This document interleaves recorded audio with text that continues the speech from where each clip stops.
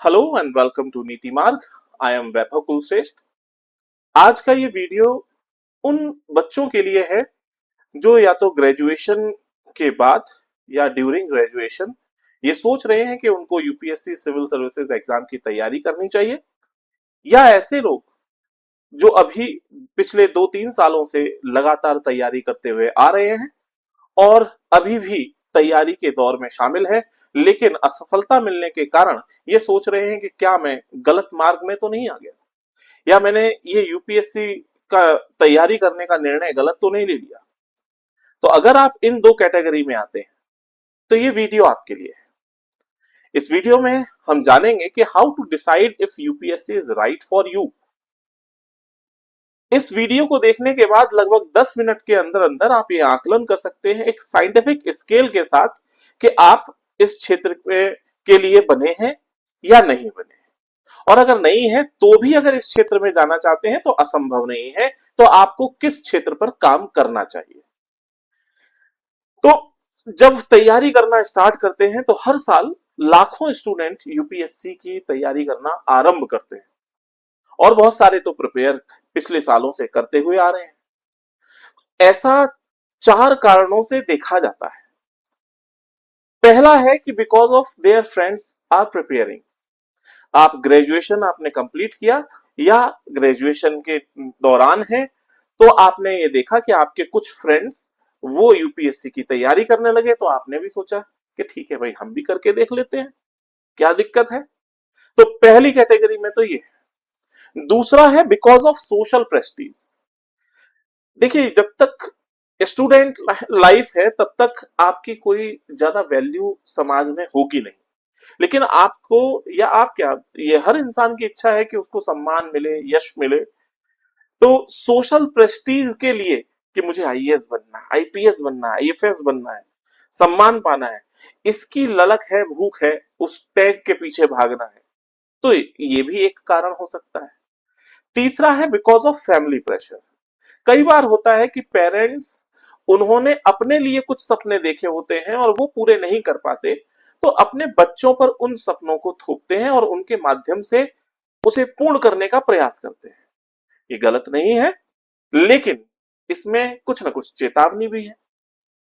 तो family pressure, क्योंकि mummy papa ने कहा कि ऐसा करना है, क्योंकि पड़ोस में किसी शर्मा जी के बच्चे ने ऐसी तैयारी करी थी तो तुम भी करो, तो फैमिली प्रेशर में आपने कर लिया।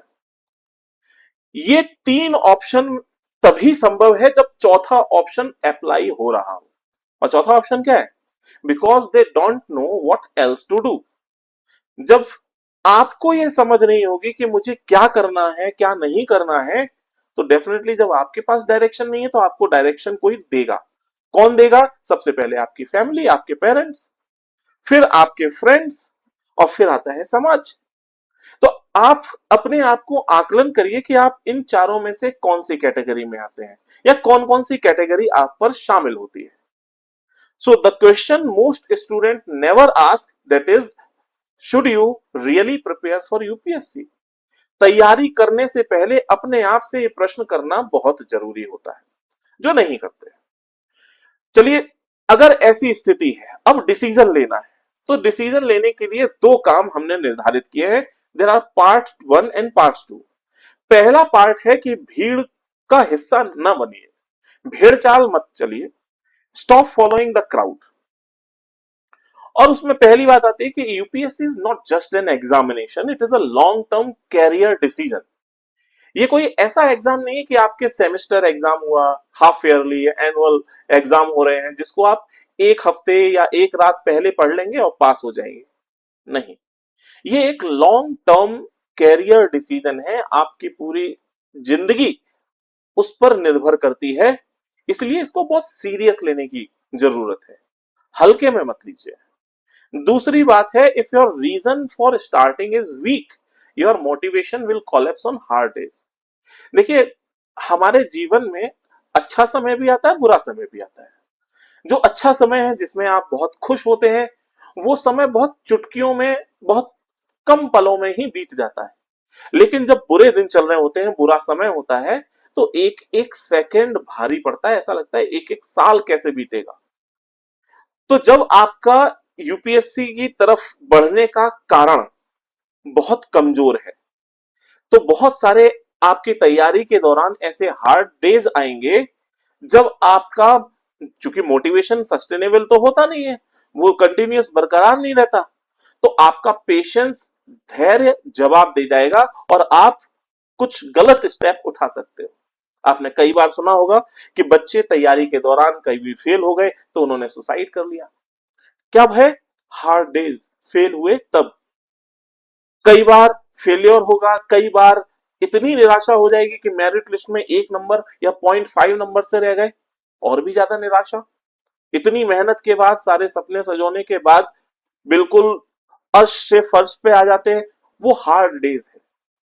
उसमें आपको उस राइट ट्रैक पर, नीति मार्ग पर आगे बढ़ाने के लिए आपका पेशेंस ही मेन कारक होगा। और वो पेशेंस किस पर निर्भर करता है? वो निर्भर करता है आपका वो मेन कारण, वो पीछे का क्या फैक्टर रहा है जिसके कारण आपने ये तैयारी करने का कदम उठाया। तो पहली तो बात है कि भेड़ चाल का हिस्सा मत बनिए। सेकंड, हमने एक फ्रेमवर्क बनाया है जिसमें there are 6 pillars. First is purpose, interest, second, third patience, fourth financial reality, fifth is family support, sixth is learning mindset. Purpose, why do you really want to be a civil servant? आप civil servant क्यों बनना चाहते हैं, ये अपने आप से पूछिए। देखिए, इसका कोई परफेक्ट आंसर नहीं है, सब्जेक्टिव है, हर एक के द्वारा अलग अलग आंसर दिया जा सकता है। आपको अपने आप को एक ऑनेस्ट आंसर देना है। मैंने ये एक स्केल बनाया है इन 6 पिलर्स पर आधारित, और हर एक में आपको मार्क्स अपने आप को देने हैं। जैसे इस 5 पॉइंट आपके सामने है। क्या आप पब्लिक सर्विस, जनता की सेवा करना चाहते हैं? खुद से पूछना, ये किसी और को नहीं बताना कि सर मैं जन सेवा करना चाहता हूं। मन में क्या है वो मन को पता है, आपको पता है, मैं भी नहीं पूछ रहा, कोई और भी नहीं पूछेगा। अपने आप से पूछिए कि पब्लिक सर्विस करनी है क्या आपको, या लीडरशिप और पॉलिसी मेकिंग का भाग बनना है, या आपको एक स्टेबल जॉब चाहिए, जॉब सिक्योरिटी चाहिए जो बिल्कुल रिटायरमेंट वाला काम हो, क्या ऐसा है? या आपको समाज से बहुत सम्मान चाहिए, सोशल प्रेस्टीज चाहिए, वो आपकी आकांक्षा है। फिर आखिरी आता है फैमिली का प्रेशर है, पीयर प्रेशर है, आपके कलीग, आपके मित्र जो कि तैयारी कर रहे हैं, या फैमिली का मन है तो इसलिए आप तैयारी कर रहे हैं। अब इन 5 पॉइंट में आप जिस जिस पॉइंट पर टिक कर रहे हैं, मान लीजिए आपने पब्लिक सर्विस, पब्लिक सर्विस तो खैर ऑनेस्टली मैं बताऊं कम होगा। लीडरशिप, पॉलिसी मेकिंग हो सकता है एक फैक्टर, सबसे ज्यादा जॉब सिक्योरिटी, स्टेबिलिटी होगी, नीचे सोशल प्रेस्टीज, फैमिली प्रेशर भी हो सकता है। मान लीजिए आपने इसमें एक दो या कोई एक पॉइंट कवर किया, तो इस पर्पस वाले फैक्टर में अपने आप को उतने नंबर दे दीजिए, 2 पॉइंट, 3 पॉइंट, 4 पॉइंट या 5 पॉइंट, जो भी है। ऑनेस्टली आपको देखना। सेकंड फैक्टर आता है इंटरेस्ट। आपका इंटरेस्ट कैसा है, किस चीज में इंटरेस्ट? तैयारी के प्रति। अब तैयारी के प्रति आपका इंटरेस्ट किससे आंका जाएगा? आपके अंदर लर्निंग लवर एट्रीब्यूट्स है या नहीं, यानी कि आपके अंदर सीखने की इच्छा है या नहीं, आप पढ़ना आपको बहुत अच्छा लगता है, या मतलब आप जस्ट टाइटल चेजर है। टाइटल चेजर मींस आपने सपना पाल रखा है कि मुझे आईएएस बनना है, मुझे आईपीएस बनना है, आईएफएस बनना है, वो टाइटल के पीछे आप भाग रहे हैं। किसके पीछे भाग रहे हैं? टाइटल के पीछे, या पढ़ना आपकी हॉबी है इसलिए आप इस क्षेत्र में आए? अगर आपको हिस्ट्री या कोई सब्जेक्ट, ज्योग्राफी, इकोनॉमी, ये बहुत फैसिनेटिंग लगते हैं, बहुत पढ़ना इनको आपको बहुत अच्छा लगता है, तब ठीक है, तब you are a learning lover. आपको अपने फ्रेंड्स के साथ खाली समय में करंट अफेयर्स के किसी टॉपिक पर डिबेट करना अच्छा लगता है। Read newspaper out of curiosity. आप, एक होता है न्यूज़पेपर पढ़ना, आपने सुना कि भाई द हिंदू पढ़ना चाहिए, इंडियन एक्सप्रेस पढ़ना चाहिए। एक तो है बोझा, क्योंकि किसी ने कहा था एडिटोरियल पढ़ना है, आर्टिकल पढ़ना है, तो जबरदस्ती पढ़ रहे हो, वो एक निगेटिव फेज है, वो आप टाइटल चेजर में आ जाएंगे। अगर आप क्यूरियस होके पढ़ रहे हैं कि वास्तव में ऐसा क्यों हुआ, उसके जानने के लिए आप पढ़ रहे हो, तो you are a learning lover. फिर एंजॉय कनेक्टिंग डिफरेंट सब्जेक्ट। आप पॉलिटी को history, geography, international relation, economy, science, tech, अलग अलग सब्जेक्ट को एक दूसरे के साथ इंटरलिंक करके पढ़ना अगर पसंद करते हैं, then you are a learning lover और आप सही ट्रैक पे हैं। Feels energised by new knowledge. और जब भी आप कुछ नया सीखते हैं तो आपको लगता है कि आज मेरे अंदर एनर्जी बढ़ गई है पहले से। क्यों? क्योंकि मैंने आज कुछ नया सीखा। और अगर आप टाइटल चेजर हैं, you will only care about the IAS batch, कि आईएएस बनना है, आईपीएस बनना है। डोर पे आपने बड़ा बड़ा स्टिकर लगा दिया है कि IAS, do not disturb. Find studying the syllabus boring. और आपको सिलेबस की पढ़ाई करना बोरिंग लगती है। अपने आप से पूछना है, ऑनेस्टली अपने आप को जवाब देना है। Want shortcut through coaching only. और कोचिंग के माध्यम से आप शॉर्टकट पाना चाहते हैं कि कैसे मैं शॉर्टकट से सफल हो जाऊं। कई बार बच्चे आते हैं, सब प्रीलिम्स मेन से पहले सर मुझे बता दो 360 डिग्री कुछ पॉइंट्स ऐसे बता दीजिए कि सर ये आ जाए एग्जाम में। अगर आप ऐसा कर रहे हो, then you are a title chaser and it is a negative factor. फिर आता है studies out of obligation not curiosity. अभी मैंने आपको बताया कि बोझ मान के, क्योंकि किसी ने बताया है इसलिए जबरदस्ती, अच्छा ठीक है ऊपर से पहले वाले पेज का एक दो न्यूज देख लेंगे, एडिटोरियल देख लेंगे, लास्ट में कुछ साइंस टेक और स्पोर्ट्स का कुछ देख लेंगे। वो हो गई जबरदस्ती आपसे कराई जा रही है, वो नेगेटिव है। Dreads daily newspaper reading. और आप जबरदस्ती का न्यूज़पेपर डेली सुबह से लेकर शाम तक बांच रहे हो, ये सब टाइटल चेजर है। UPSC rewards people who love learning, not people who love the designation. आप अगर किसी डेजिग्नेशन के प्यार में, उसके मोहब्बत में, इस तैयारी के खुमार में शामिल हुए हैं, तो वो खुमार उतर जाएगा। आपके लर्निंग, आप कितना सीखने से आपको प्यार है, अगर वो चीज आपके अंदर है तो आपके लिए ये ट्रैक ठीक है। अब इस पॉइंट में आपको इस पिलर पर अपने आप को कैसे नंबर देने हैं। देखिए, लर्निंग लवर पॉजिटिव है तो पॉजिटिव के 5 पॉइंट, टाइटल चेजर के ये 5 पॉइंट। अपने आप को इसमें आप -5 दे देना, इधर आप +5 करके भी देख। अब हर एक के भाई पांचों पॉइंट, मतलब 10 पॉइंट तो होंगे नहीं, कुछ हो सकता है 3 पॉइंट इधर हो, 1 पॉइंट इधर से आपने मान लिए कि भाई only care about the IAS batch, एक ये भी है। लेकिन मुझे कोई हिस्ट्री सब्जेक्ट या ज्योग्राफी सब्जेक्ट पढ़ना बड़ा अच्छा लगता है, तो इधर का +1 इधर का -1 हो गया, 0 हो जाएगा। ठीक है, तो इस तरीके से आप इंटरेस्ट के नंबर भी काउंट कर लीजिए, हर एक पिलर का नंबर काउंट करते हुए चलना है। तीसरा आता है पेशेंस, जो सबसे महत्वपूर्ण है। क्यों महत्वपूर्ण है? देखिए, आप जब तैयारी करना स्टार्ट करते हैं, जीएस फाउंडेशन बैच ही अपने आप में लगभग 1.5 साल 2 साल ले जाता है। 1.5 साल, 1 साल आपने तैयारी करी है, उसके बाद आप प्रीलिम्स में अपियर हो रहे हैं, फर्स्ट अटेम्प्ट है आपका, सिलेक्शन हो जाए बहुत अच्छी बात, लेकिन फर्स्ट अटेम्प्ट में सिलेक्शन होने वाले लोग बहुत कम ही होते हैं। सेकेंड ईयर में पहुंचे, रिवीजन किया, टेस्ट सीरीज भी आपने लगाई, सेकेंड अटेम्प्ट दिया, फिर भी नहीं हुआ। अब धीरे धीरे अब आपकी पेशेंस की परीक्षा होना आरंभ हो रही है। जैसे जैसे वो 3 साल 4 साल या 4+ ईयर, पंचवर्षीय योजना या उससे ज्यादा हो जाती है, तो आपका पेशेंस ये है जो आपको सही मार्ग पर, नीति मार्ग पर लेकर चलता है। अदरवाइज आप अपनी सुध-बुध खो सकते हैं और कुछ भी गलत हरकत कर सकते हैं। No salary, no title, no guarantee for 2 to 3+ years. Can you handle that pressure? Beginners जो अभी तैयारी करने का सोच रहे हैं, आप सोचिए कि आप जब कॉलेज पास आउट होंगे तो आपके कुछ साथ के लोग, आपके फ्रेंड्स, वो तो उनका प्लेसमेंट हो गया या जॉब लग गई, कहीं जॉब कर रहे हैं, उनकी लाइफ आगे बढ़ रही है, शादी हो गई, बच्चे हो गए, घर ले लिया, कार ले लिया, और आप अपने आप को देख रहे हो। कभी फिर कंपेयर करोगे तो फिर देखोगे कि मैं तो कहाँ हूं, मैंने कोई गलती तो नहीं कर दी।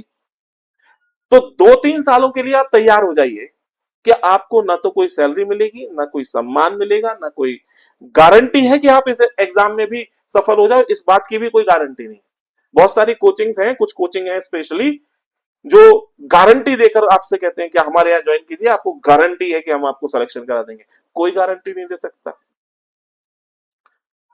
तो आप ऐसे प्रेशर को सहने के लिए तैयार हैं या नहीं, तो आप इस क्षेत्र में आइए। डिसिप्लिन ओवर मोटिवेशन, देखिए मोटिवेशन क्या है, वो फ्लक्चुएट कर सकता है, ठीक है, वो चार्ज डिसिपेट होता चला जाएगा, लेकिन डिसिप्लिन मेन है। अगर आपने अपने आप को डिसिप्लिन में ढाल रखा है, तो हर दिन सुबह 5 बजे अलार्म लगाने की जरूरत नहीं है, खुद से आंख खुल जाती है।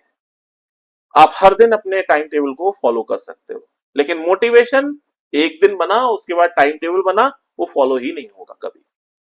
Attempt mindset, every attempt teaches you something.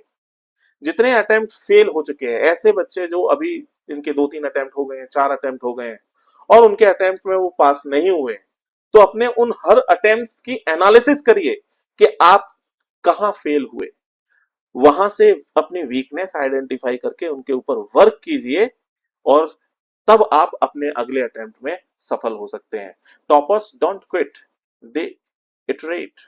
वो अपने वीकनेस को आइडेंटिफाई करके उन पर वर्क करते हैं, ठीक है। तो पेशेंस आपके अंदर कितना है, 5 में से कितने नंबर देंगे, आप अपने आप को काउंट कर लीजिए। फिर आता है चौथा फैक्टर, फाइनेंशियल रियलिटी। देखिए यूपीएससी की जो साइकिल है वो पूरी 1 साल की है।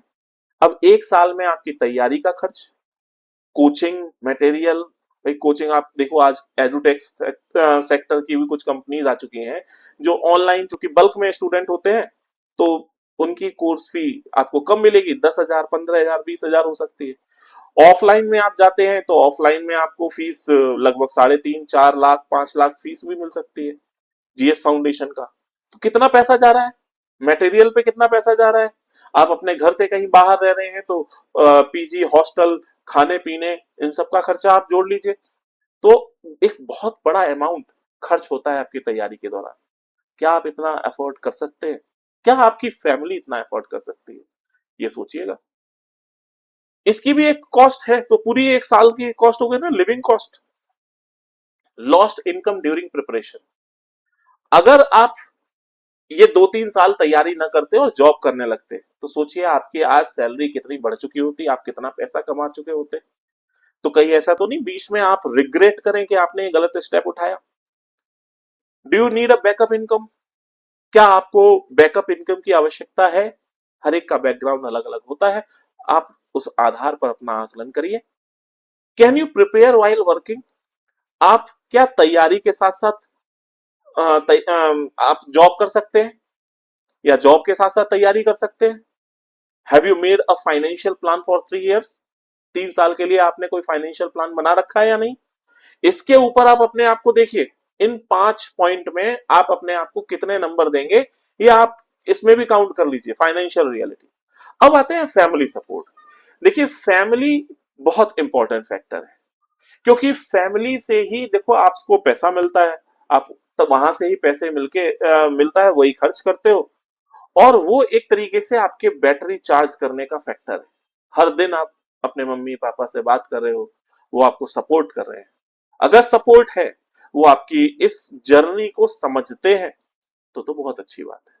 Family bears the pressure too, क्या आप पर आया हुआ प्रेशर फैमिली भी समझ सकती है या नहीं।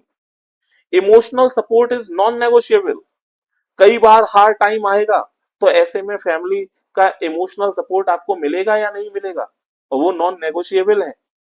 इसलिए ये वीडियो आप अपनी फैमिली, अपने पेरेंट्स को भी दिखाइए, वहां से वो भी आकलन कर सकते हैं कि क्या करना चाहिए मुझे अपने बच्चे पर, कैसे खर्च करना है, या मुझे फैमिली सपोर्ट के रूप में क्या देना चाहिए अपने बच्चे को। Have you had a honest conversation, क्या आपने इन सभी पॉइंट को सुनने के बाद या इस वीडियो को देखने के बाद अपने फैमिली से कन्वर्जेशन इस बारे में करने का विचार किया है।